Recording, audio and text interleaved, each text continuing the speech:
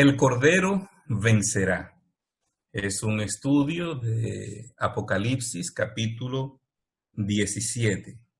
Así que si tienen su Biblia, por favor, ténganla allí cerca para que pueda ir siguiendo los versículos de Apocalipsis, capítulo 17. Vamos a leer de inmediato el versículo 1. Vino uno de los 7 ángeles que tenían las 7 copas y habló conmigo diciéndome: ven acá y te mostraré la condenación de la gran ramera, la cual está sentada sobre muchas aguas. De inmediato empieza el simbolismo en el versículo 1. Lo primero que comienza diciendo es que vino uno de los 7 ángeles.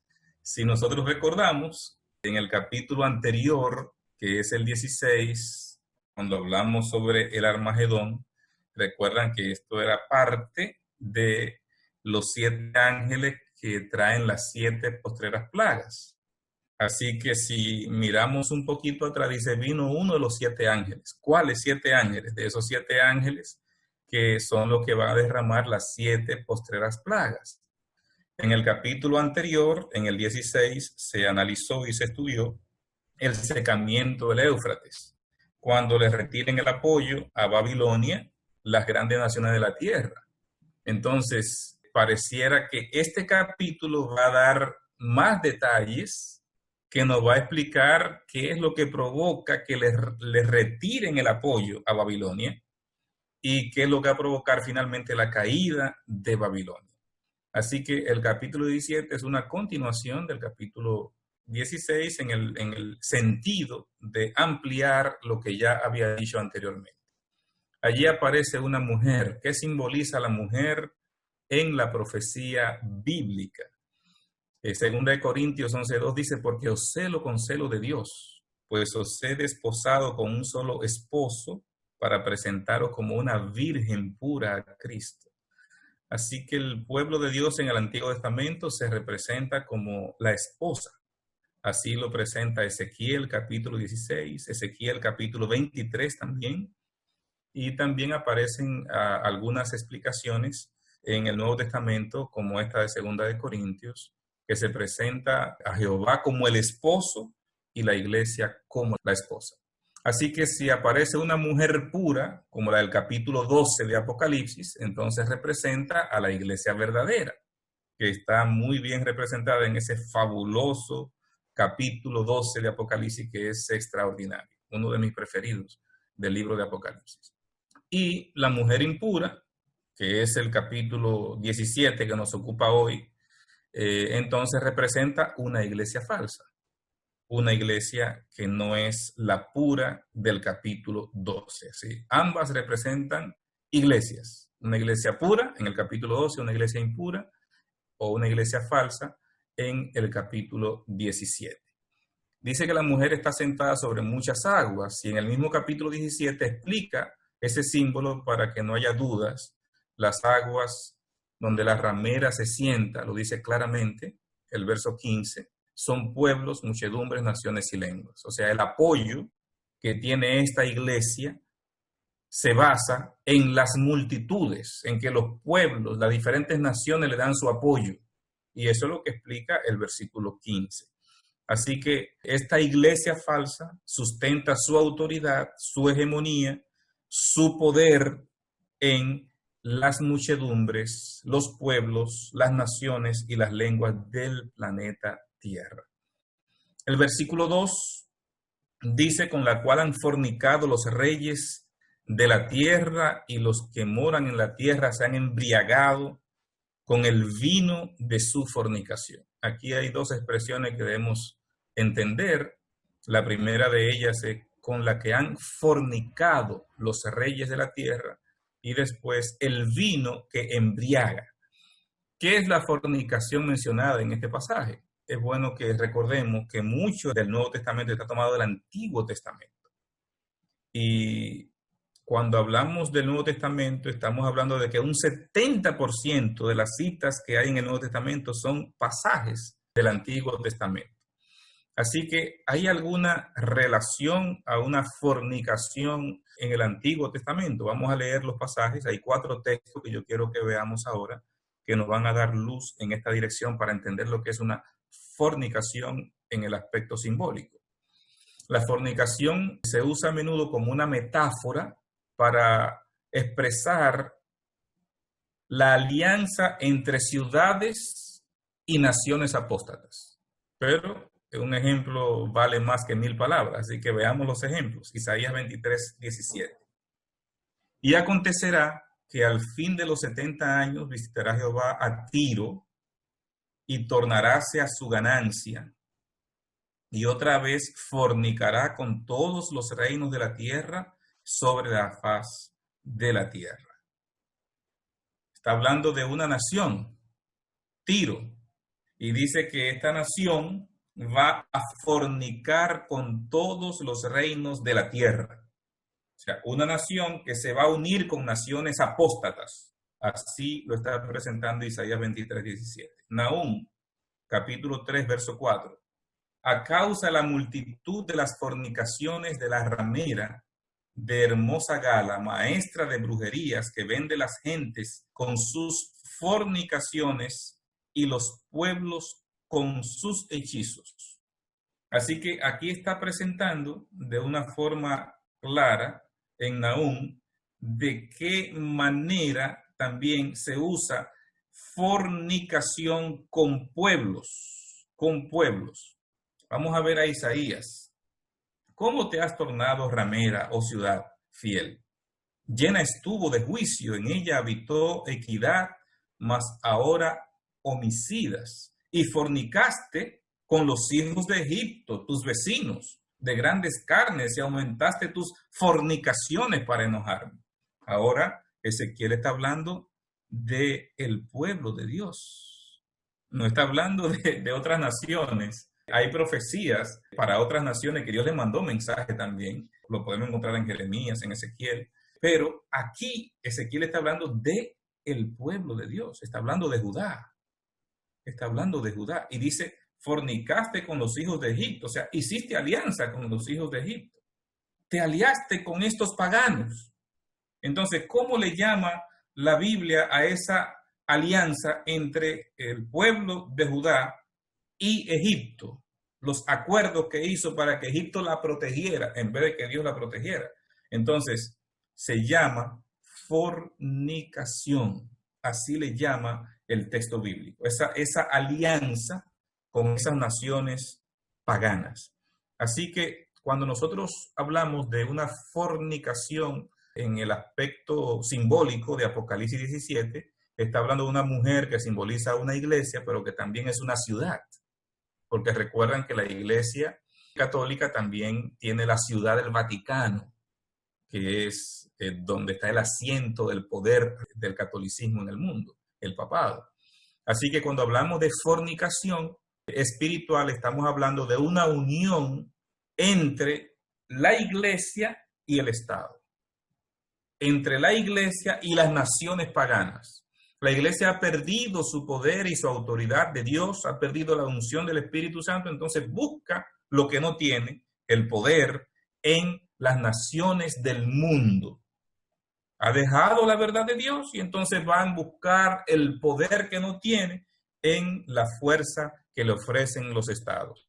Esa unión entre iglesia y Estado es lo que se llama fornicación en el libro de Apocalipsis. La otra expresión es el vino con el que ha embriagado a los reyes de la tierra. Estamos hablando entonces del vino como un símbolo de las falsas doctrinas. Falsas doctrinas que embriaga, o sea, confunde a los reyes de la tierra, a las naciones del mundo, a los pueblos de nuestro planeta. Vino de falsas doctrinas. ¿Por qué? Porque es el contenido con el que logra confundir a las naciones para que le den su apoyo. Jeremías 51:7, para que ustedes noten otra vez cómo está cargado Apocalipsis del Antiguo Testamento. Vaso de oro fue Babilonia en la mano de Jehová, que embriaga toda la tierra. De su vino bebieron las gentes, aturdiéronse por tanto las naciones. Del vino de Babilonia bebieron las personas y se aturdieron las naciones.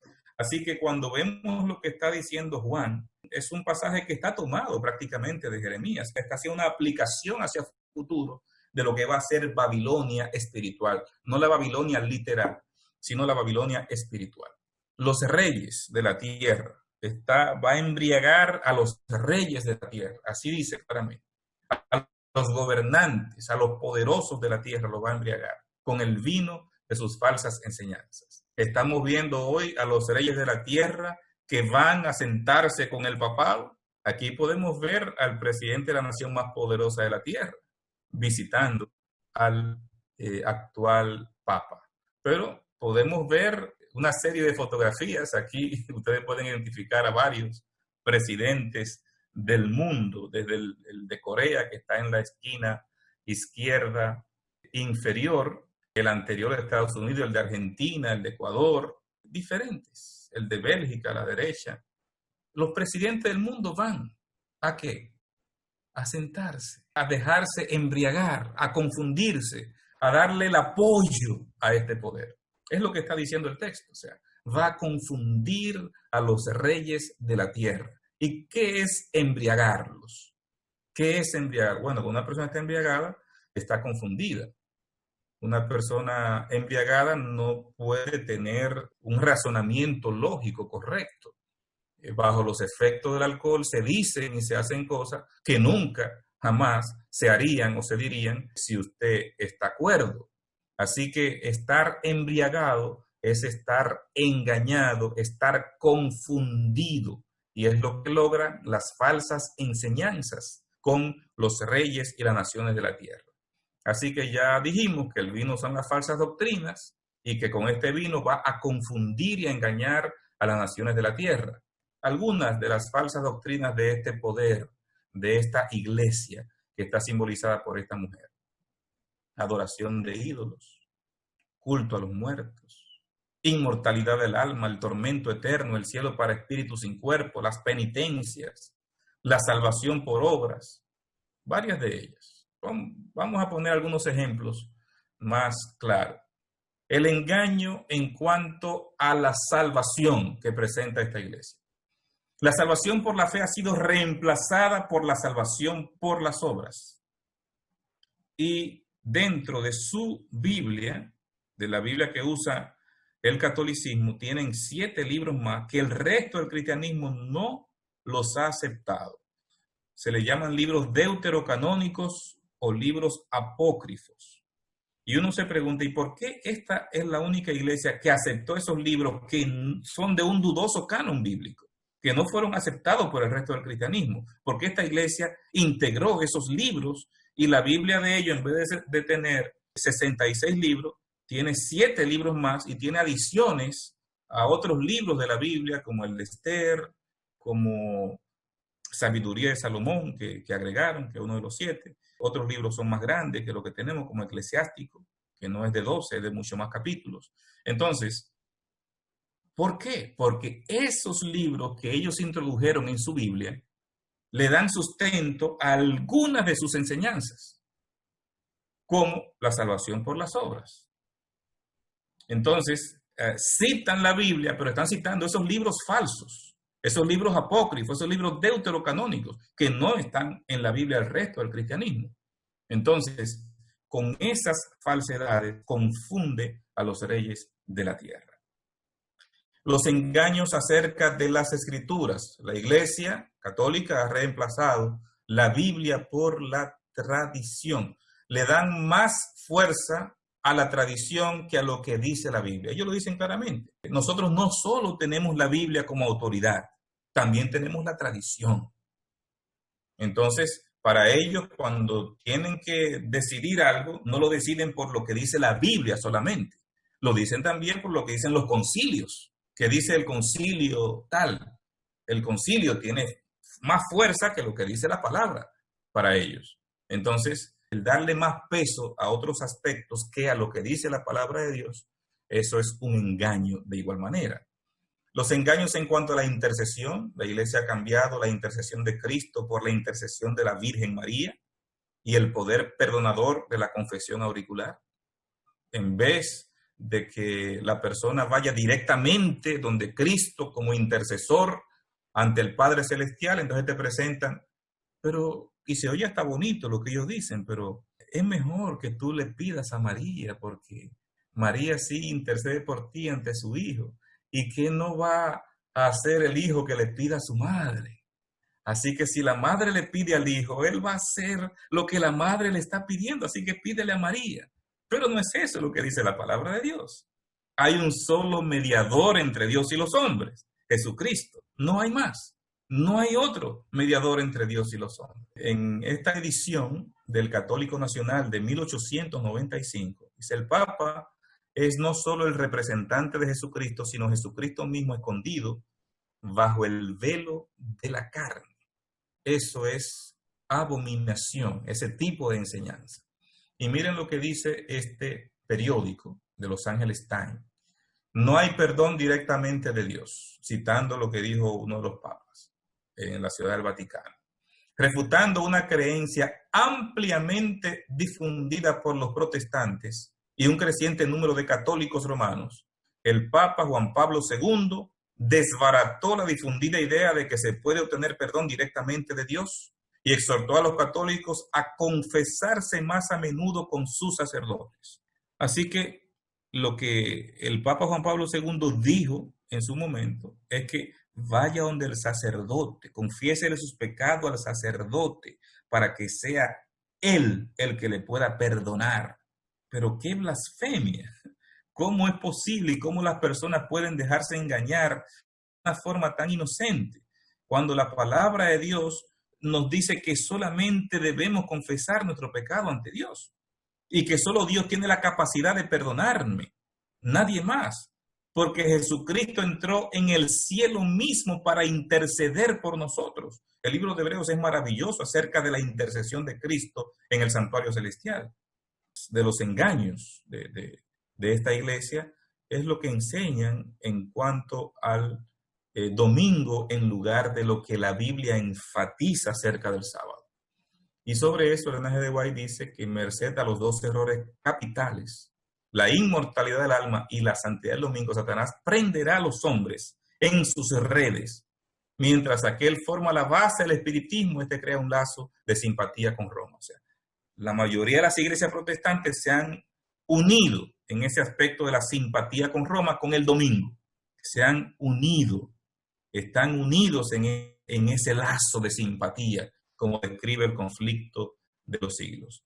La palabra de Dios desde el mismo comienzo en Génesis capítulo 2 señala que el Señor reposó el sábado, por tanto lo bendijo y lo santificó. Y Ezequiel 20 dice que lo dejó como señal para distinguir a su pueblo fiel.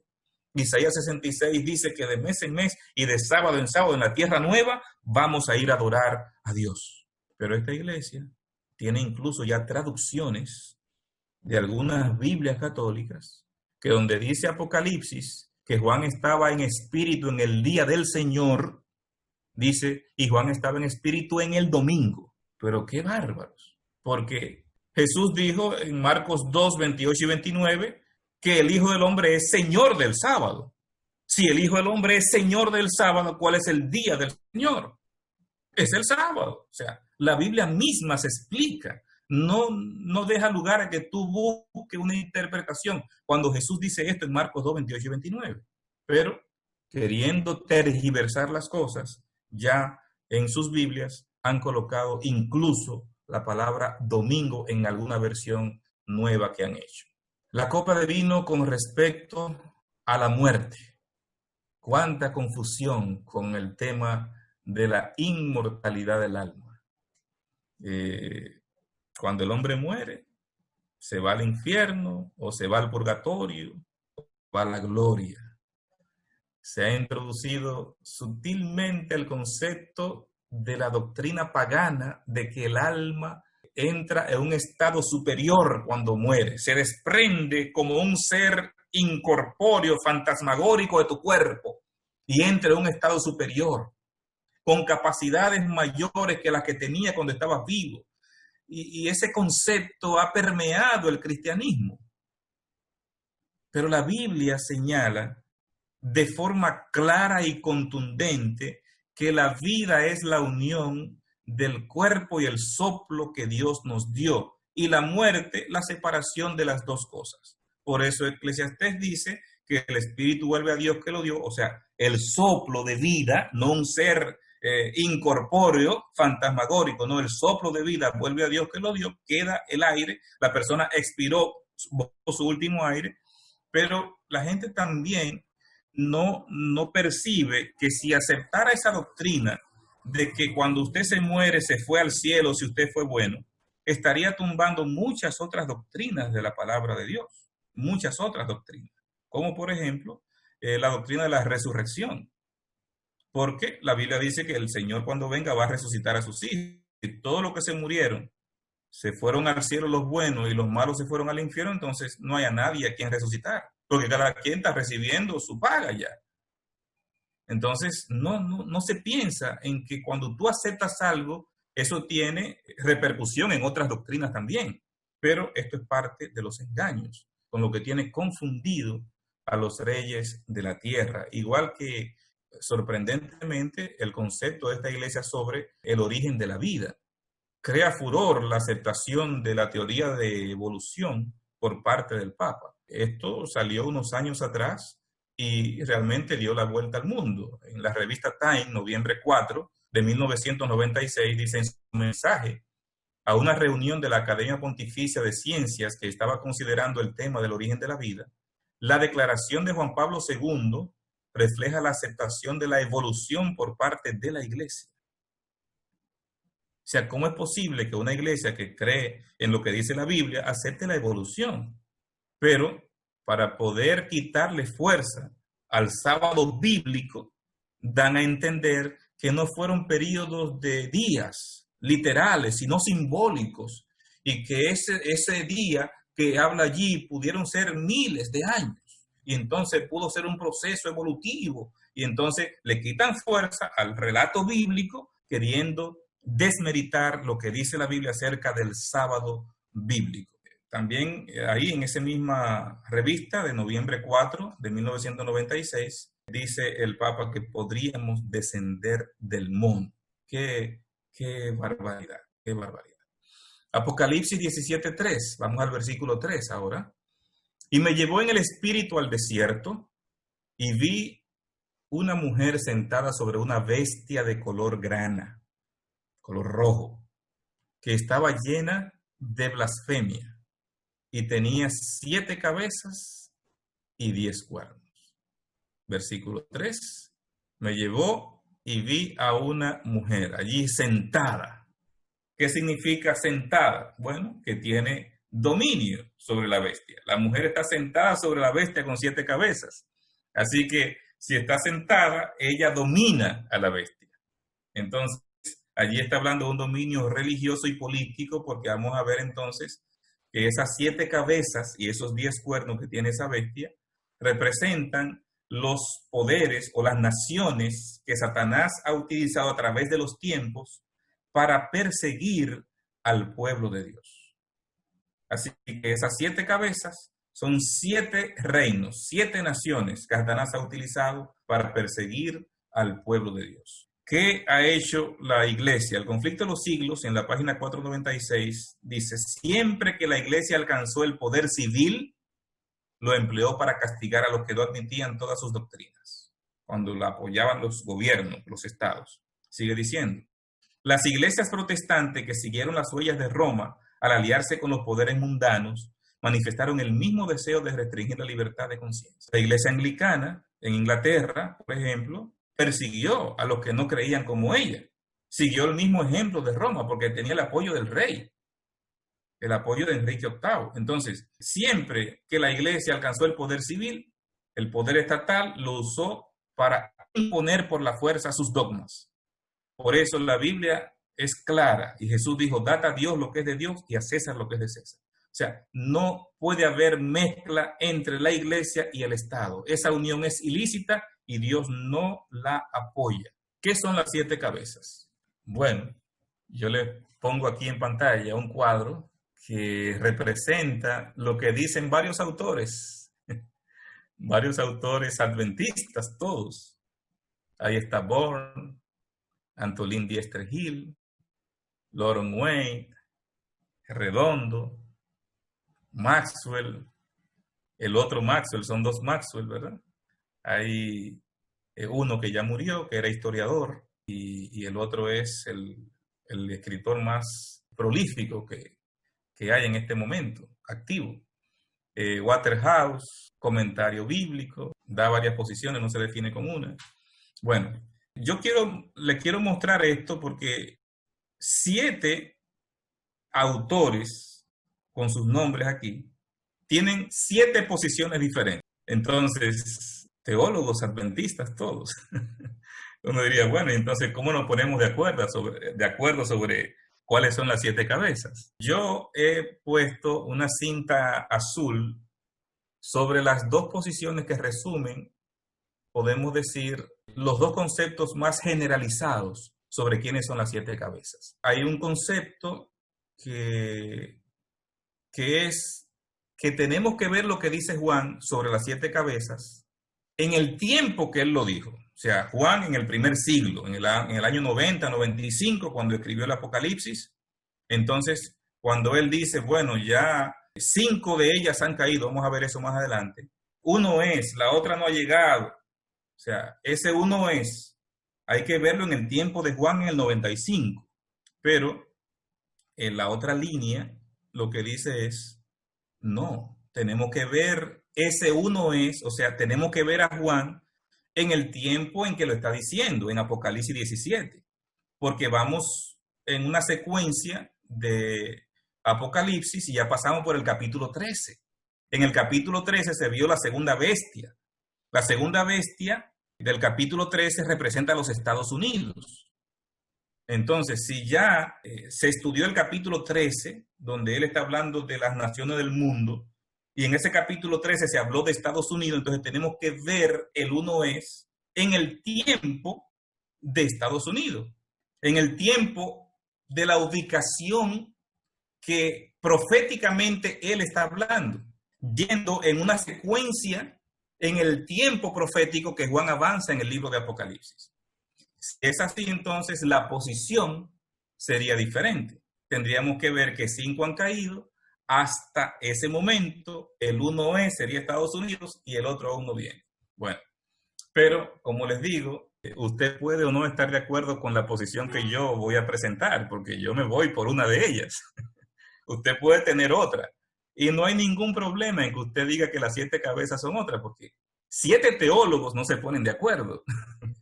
Así que si 7 teólogos no se ponen de acuerdo, quizá usted y yo tampoco, pero les voy a presentar cuál es la posición que su servidor sustenta. Me voy con la de ver a Juan en el tiempo profético, no en el siglo primero. Y lo explico porque yo creo que él está recibiendo visión, sino va ubicando proféticamente a través de todo el libro de Apocalipsis. Así que mirando un detalle más, cuando estudio Apocalipsis debo estudiarlo conjuntamente con Daniel. De hecho, Elena G. de White dice que deben estudiarse estos 2 libros. Incluso en su tiempo, por una recomendación de Elena White, se juntaron los libros Daniel y Apocalipsis explicados y se le entregó a los colportores para que salieran a distribuir esos libros Daniel y Apocalipsis para que la gente entendiera esas profecías. O sea, ella dice que esos 2 libros deben estudiarse juntos, Daniel y Apocalipsis. Son los 2 libros proféticos más importantes, con las profecías más importantes de toda la Biblia. Cuando yo miro a Daniel, que me habla acerca de las naciones, ¿con qué empieza Daniel? Con Babilonia. No me empieza con Egipto, me empieza con Babilonia. Así que cuando Daniel me habla acerca del devenir histórico, me está hablando de la primera nación que presenta esa Babilonia. Así que si yo me estoy ubicando en el tiempo profético, Entonces, las 5 primeras cabezas serían Babilonia, Medo-Persia, Grecia, el Imperio Romano, la Roma papal y entonces los Estados Unidos de Norteamérica como una 6ª cabeza y la Triple Alianza como una 7ª cabeza.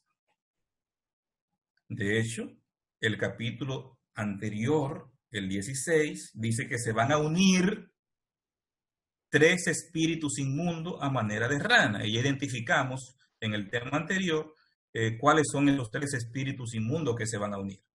Por lo tanto, se va a unir el papado, el espiritismo, el dragón, como lo dice el texto, que simboliza en este caso su religión, que es el espiritismo, y el protestantismo apóstata, para dominar el mundo.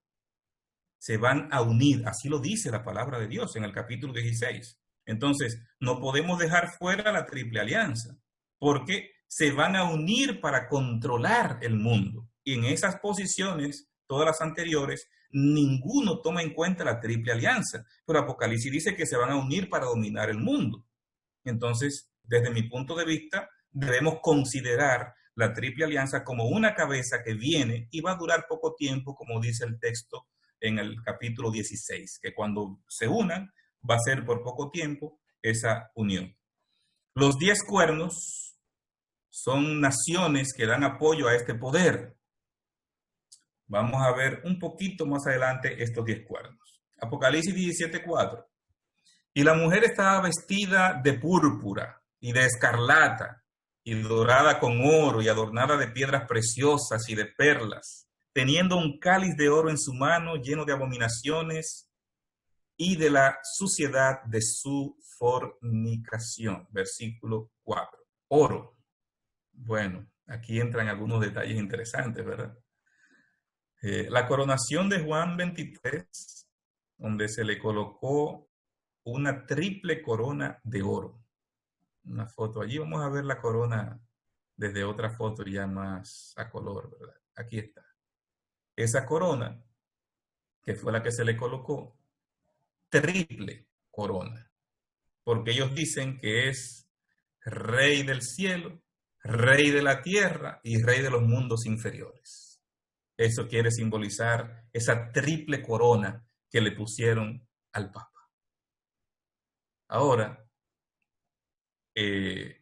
ese crucifijo y ese anillo que ustedes ven ahí, conjuntamente con esa triple corona, ya más sencilla, cada papa tenía la suya, esta fue la última que se utilizó.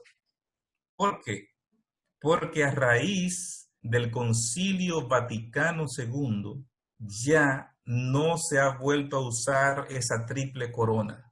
Por las críticas y para tratar de confundir a las personas, el Papa de ese momento, Juan XXIII, entregó eso para que la vendieran y el dinero se usara para auxiliar a la gente pobre y necesitada. Entregó estas piezas que ven aquí, ese anillo con diamantes y todo lo que ustedes pueden apreciar ahí, ese crucifijo y su corona, lo entregó. Entonces, esa foto que están ahí la hice yo en el lugar donde está esa corona. Esa corona está juntamente con la tiara que también él entregó, ¿verdad? Está en esta iglesia. Es la iglesia Inmaculada que está en Maryland. Ahí en Maryland, al ladito de Washington, está esa catedral. Y como a mí me gusta investigar este tipo de cosas, yo fui a la catedral, entré, miré, tomé fotos y vi allí esa última. Desde el Concilio Vaticano II para acá, ningún papa ha vuelto a hacer esa triple corona. Y es importante que lo sepamos porque hay personas todavía que dicen que la usan. Es una forma de querer confundir a las personas, ¿verdad? De querer confundir. Pero sí, los otros detalles que menciona el texto están muy claros. El oro, las piedras preciosas que adornan todo lo que tiene que ver con el Vaticano y con las iglesias. Pero también habla acerca de colores. que aparecen allí en el texto bíblico, el púrpura y el escarlata. El púrpura es ese color como morado, ¿verdad? El púrpura era a menudo usado para las vestimentas reales. Los reyes acostumbraban mucho a usar el color púrpura. Y la ropa escarlata, según lo que dice la Biblia, ahí están los textos bíblicos, ustedes lo pueden ver, no tenemos el tiempo de ver cada uno de ellos. Y el color escarlata, según Jeremías 4:30, lo utilizaban más las prostitutas para seducir. De hecho, se ha descubierto psicológicamente que cuando la mujer usa un color rojo llama más la atención de los hombres. Entonces, eso lo usaban, lo sabían y lo usaban en el tiempo. Jeremías lo relata de esa manera. Entonces, cuando aquí está hablando de estos dos colores y usted ve que hoy en el Vaticano los dos colores que utiliza el prelado son justamente el púrpura y el escarlata. No hay lugar a dudas de que está hablando de el apoyo de los reyes juntamente con la iglesia, pero usarlo los mismos cardenales, entonces le dice a usted ya un poquito más que además del símbolo hay una literalidad envuelta para que no nos confundamos en lo que está tratando de explicar esta simbología. Habla de un cáliz lleno de abominaciones. Sabemos y ya explicamos que el cáliz o la copa tiene que ver con las falsas enseñanzas, pero cuando habla de abominaciones, entonces está enfocando un detalle más, que es lo que hacen en la misa. ¿Qué es lo que hacen en la misa? Se da la hostia. Creo que todos saben lo que es la hostia, como si fuera el pan que se prepara, ¿verdad? Y entonces eso se manda a hacer por millares. Entonces la gente va en la misa a participar de la hostia. Entonces el sacerdote pronuncia unas palabras en latín que dice es sot corpus meum. Y cuando él dice eso, lo que significa es este es mi cuerpo, lo mismo con el vino, esta es mi sangre. O sea, cuando el sacerdote dice eso, ellos creen que literalmente se convierte ese pan en el cuerpo de Cristo y ese vino en la sangre de Cristo. Ellos lo creen eso y así lo predican. O sea, usted viene a comer el cuerpo de Cristo y usted viene a beber la sangre de Cristo. No, Jesús dijo, haced esto en memoria de mí. Jesús nos manda a celebrar la cena del Señor, pero es como un recordatorio de lo que Él hizo por nosotros. Jesús dice en San Juan 6, un capítulo interesantísimo y extenso, ustedes deben comer mi carne y beber mi sangre, pero es un símbolo de aceptar sus enseñanzas y vivir acorde con su voluntad, no es algo literal. Entonces, cuando una persona que va a un servicio religioso y le dice, mira, aquí está el cuerpo de Cristo, ese es el cuerpo de Cristo para que tú lo comas. Eso es una abominación delante de Dios, porque dice la palabra de Dios que Cristo fue entregado una sola vez y era suficiente, no como los corderos que había que sacrificarlo constantemente. Un solo sacrificio el de Cristo, no cada vez en la misa. Es una abominación lo que dicen ellos que sucede allí. Y eso es lo que está representando ese cáliz lleno de abominaciones en ese texto.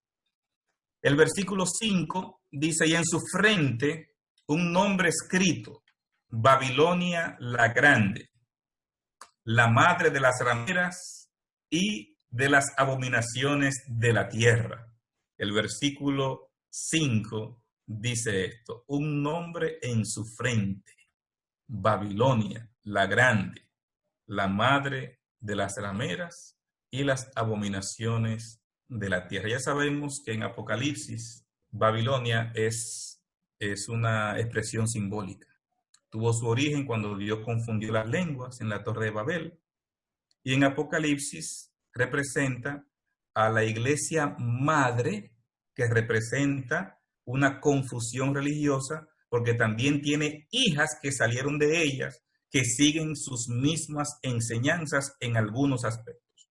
Están unidas en algunos aspectos, especialmente en dos que ya lo leímos en el Conflicto de los Siglos, en la inmortalidad del alma y en la santidad del domingo. Así que la madre tiene hijas Esas hijas salieron de la madre. O sea, las iglesias protestantes, ¿de dónde salieron? De la iglesia católica. Entonces, pero esas iglesias protestantes también dejaron la verdad de Dios. También se han unido en creer que cuando tú te mueres te vas para el infierno. Confusión religiosa. Todas, casi todas proclaman que tú te vas para el infierno si te mueres hoy, si no te arrepentiste. Y yo escuché un predicador llamado J.J. Ávila mencionando nombres. Y él mencionó a Elena White. Elena White yo la vi en una visión quemándose en el infierno. Terrible. ¿Cómo una persona es capaz de inventarse una falsedad como esa? Amén de que está diciendo la falsedad, también decir que tuvo una visión y que en la visión vio algo así. ¿Qué cosa? O sea, confusión religiosa es lo que se ha creado. Esa confusión religiosa la ha propiciado la madre y las hijas, porque las hijas, en vez de presentar la verdad de Dios, han seguido en los dictámenes de su madre, unidas. La mayoría de esas iglesias guardan el domingo y la mayoría creen en el infierno hoy y que la gente se va a quemar millones y millones y millones de años sin fin. ¿Qué cosa más terrible? Babilonia en Apocalipsis es la unión de las iglesias apóstatas y la iglesia romana, pero también junto al espiritismo porque van a formar una triple alianza. Se dice que Babilonia es madre de las rameras, dice Elena G. White en El conflicto de los siglos. Sus hijas deben simbolizar las iglesias que se atienen a sus doctrinas y tradiciones y siguen su ejemplo, sacrificando la verdad y la aprobación de Dios para formar una alianza ilícita con el mundo. Así lo describe textualmente la inspiración profética. El versículo 6, y vi la mujer embriagada de la sangre de los santos, de la sangre de los mártires de Jesús, y cuando la vi, quedé maravillado de gran asombro. Ve a la mujer embriagada, pero no de vino. Dice textualmente, fíjense cómo el autor intercambia lo simbólico con lo literal. O sea, la vi embriagada, pero con sangre. ¿De quién? De los santos. ¿De quién? De los mártires de Jesús. El gran conflicto, página 625. La Iglesia Católica rompió unir las formas de paganismo con las de cristianismo, recurrió a prácticas no menos crueles, horrorosas y repugnantes. Persiguió a los que no tenían su misma creencia. Durante la Edad Media murieron 50 millones de cristianos. Durante la Edad Media. En esos 1260 años. En el tiempo de la supremacía. Hay incluso en Europa, hay un museo de los instrumentos que se usaron en las torturas durante la Edad Media, para que no se pierda de la mentalidad de las personas. Algunos los quemaban, a otros lo estiraban, a otros le echaban agua. Hay unos documentales que se han publicado, yo tengo un documental de esos, donde habla acerca de los instrumentos que se usaron para tratar de obligar a las personas a aceptar la doctrina católica y renegar de su fe. Y los lugares donde se hacía y cómo eran, y han replicado hoy algunos de esos instrumentos para que la gente tenga una idea de cómo era que lo hacían. En muchos casos, el proceso era infernal y se repetía hasta los límites extremos de la resistencia humana. Y la víctima suspiraba por la muerte como por dulce alivio. Describe el conflicto. Yo quiero que vean esto. Está en el libro Historia de los Valdenses, página 141. Los niños pequeños fueron arrancados de los brazos de sus madres, agarrados por sus diminutos pies y sus cabezas, golpeadas contra las piedras, las cabezas de los niños, golpeadas contra las piedras. O fueron agarrados entre dos soldados y sus miembros arrancados a la fuerza. Sus cuerpos destrozados se tiraron a las alturas de los campos para ser devorados por bestias. El enfermo y el viejo fueron quemados vivos en sus moradas. Algunos cortaron sus piernas, manos y brazos y les aplicaban fuego a las partes más severas y les prolongaban el sufrimiento. Algunos los quemaban vivos y algunos los destriparon vivos o los ataron a los árboles de sus propios huertos y les sacaron el corazón.